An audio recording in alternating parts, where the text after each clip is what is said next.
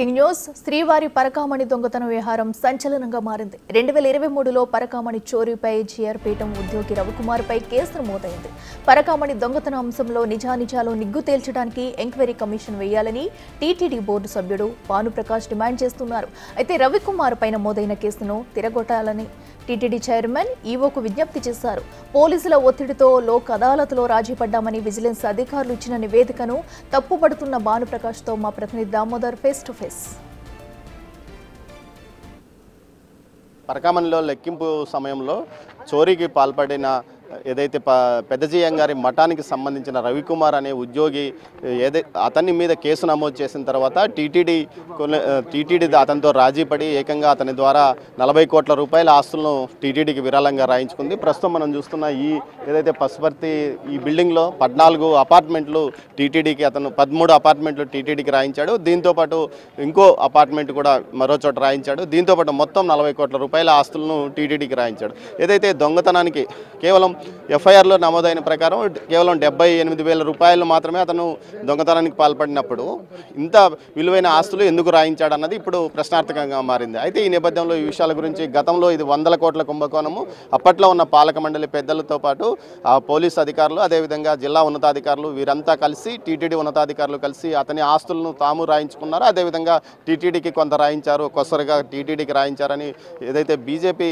రాష్ట్ర అధికార ప్రతినిధి అదేవిధంగా టీటీడీ పాలక మండలి సభ్యుడు భానుప్రకాష్ రెడ్డి ఆరోపిస్తున్నాడు. మరిన్ని విషయాలను ఆయన అడిగి తెలుసుకుందాం. సార్ చెప్పండి, గతంలో కూడా మీరు ఇదే విషయం మీద ఫైట్ చేశారు, ఇప్పుడు మీరు అధికారంలో ఉన్నాడు, 6 నెలల సమయం మీరు ఎందుకు ఇది వృధా చేశారు? పూర్తి ఆధారాలు మాకు నిన్ననే అందడం జరిగింది. ధార్మిక క్షేత్రంలో దాపరికాలు ఎందుకని చెప్పి గతంలో కూడా మేము ప్రశ్నించడం జరిగింది. ఏ ఒక్క విషయాన్ని కూడా వారు బయటపడకుండా చాలా జాగ్రత్తలు తీసుకున్నారు గత జగన్మోహన్ రెడ్డి ప్రభుత్వం, గత టీటీడీ ధర్మకర్తల మండలి, అలాగే టీటీడీ ఉన్నతాధికారులు. మాకు నిన్న వచ్చినటువంటి ఆధారంగా నేను ఈఓ గారికి, చైర్మన్ గారికి ఈ పరకామణి కేసుని తిరిగి ఒక ఎంక్వైరీ కమిషన్ ద్వారా విచారణ జరిపించాలని చెప్పి నేను టీటీడీ బోర్డులో నేను రిక్వెస్ట్ చేయడం జరిగింది. వారు సానుకూలంగా స్పందించారు. మా రాష్ట్ర అధ్యక్షురాలు దృష్టికి కూడా మేము తీసుకొని వెళ్ళడం జరిగింది. రాష్ట్ర ముఖ్యమంత్రి గారితో మాట్లాడి దీన్ని తిరిగి రీఓపెన్ చేస్తున్నారు. దీంట్లో ఆశ్చర్యకరం విషయం ఏంటంటే టీటీడీ విజిలెన్స్ వారు ఇచ్చినటువంటి నివేదికలో పోలీస్ అధికారులు ఒత్తిడి చేసిన కారణంగా మేము కాంప్రమైజ్ అయి ఉన్నారు. పోలీస్ అధికారి ఎవరండి? ఎస్ఐయా, సిఐయా, డిఎస్పీనా, ఏఎస్పీనా, ఎస్పీనా, డిఐజీనా, ఐజీనా, అడిషనల్ డీజీపీనా, డీజీపీనా? ఎవరు ఒత్తిడి చేశారు? టీటీడీ మీద ఒత్తిడి తెచ్చేదానికి వారికి ఎవరండి?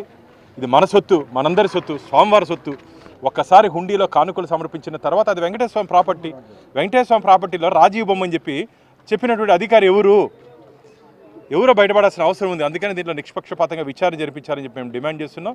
ఇది కోట్ల రూపాయల స్కామ్తో పాటు భక్తుల మనోభావాలు దెబ్బతీసే విధంగా ఆ ప్రభుత్వం, జగన్మోహన్ రెడ్డి ప్రభుత్వం, అప్పుడు అధికారులు, అప్పుడు ధర్మకర్తల మండలి వ్యవహరించింది. ఈ వెనకాల ఉన్నటువంటి అపార్ట్మెంట్ 10 కోట్ల రూపాయలు విలువ గల అపార్ట్మెంట్ని రవికుమార్ ఎవరు పరకామణిలో నిందితుడుకున్నారో అతని దగ్గర నుంచి టీటీడీ రాయించుకునింది. ఇది కాకుండా చెన్నైలో కొన్ని ఆస్తులు, అలాగే తిరుపతిలో కొన్ని ప్రాంతాల్లో ఆస్తుల్ని రాయించుకోవడం జరిగింది. ఆస్తులు రాయించుకునేది కాకుండా కోట్ల రూపాయలు చేతులు మారాయి రాజీ చేసినటువంటి వ్యక్తులకి. ఏదైతే పరకామణి పెద్దజీయం గారి మఠంలో పనిచేసే ఉద్యోగికి ఇన్ని 100 కోట్ల రూపాయల ఆస్తులు ఎలా వచ్చాయి?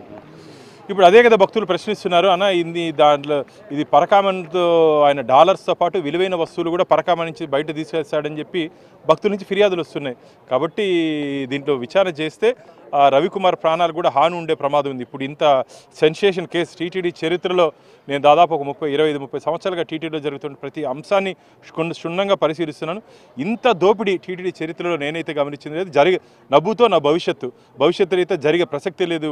మేము అధికారంలో ఉన్నాం కాబట్టి ఈ సెన్సేషన్ కేసుని నిగ్గు తీర్చాల్సిన బాధ్యత మా మీద ఉంది. ఈరోజు ఇప్పటికే స్టేట్ విజిలెన్స్ పెద్ద ఎత్తున విచారణ కొనసాగిస్తుంది. స్టేట్ విజిలెన్స్ ఏమైనా రిపోర్ట్ ఇచ్చిందా దీనికి సంబంధించి?